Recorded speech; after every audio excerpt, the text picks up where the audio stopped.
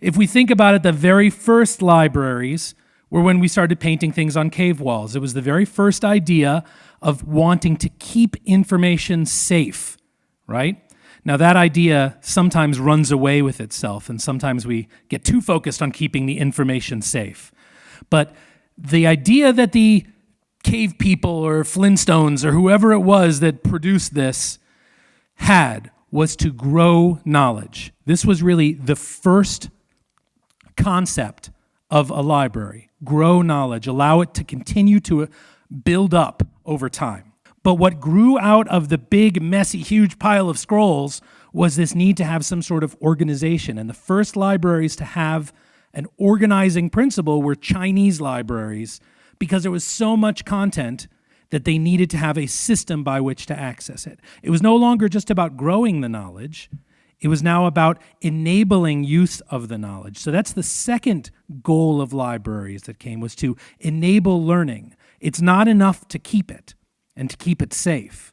You have to keep it safe in such a way that the audience, the users, will be able to actually use it to enable learning, to be able to learn more. The economic potential of the printing press took off, and what we then started to have was an explosion of printed works, right? They were no longer all painstakingly copied by hand. The Torah scribes were not very impressed by this development. However, they had no idea what was going to come about 500 years later, so they should be happy about that as they go. However, the Gutenberg Bible was a very important work in that it brought a new era, in that it was no longer the job of libraries to attempt to collect everything, right?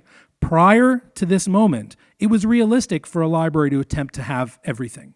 They wanted to have every book. And there's many libraries from the Middle Ages where that was their goal, attempt to get one copy of everything so that all of knowledge is contained in the library. Well, when Gutenberg came along, all of a sudden, books were a lot cheaper to produce and there were a lot more of them. The most interesting thing about this is that what the scholars called this, all the professors and academics, they said, this is information overload. They said it's the end of all knowledge. If scholars can no longer read all the great works that there are, it's the end of the university, it's the end of the academy, it's the end of learning, because no one will be able to read all the books anymore. Well, similar to what our current flavors of information overload are, didn't quite pan out that way. But we did end up with something that's very much like the book temple.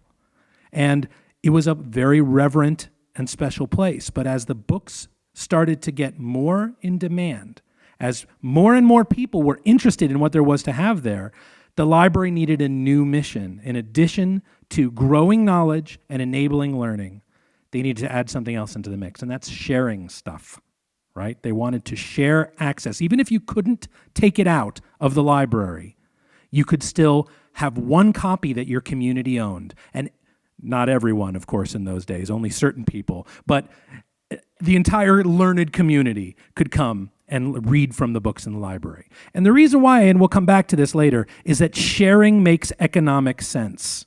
Sharing is wise. Our rodent friends understand this. Sharing of a scarce object makes a lot of sense when multiple people can use it at the same time. So, if libraries exist to grow knowledge, they work to enable that learning through the power of sharing stuff.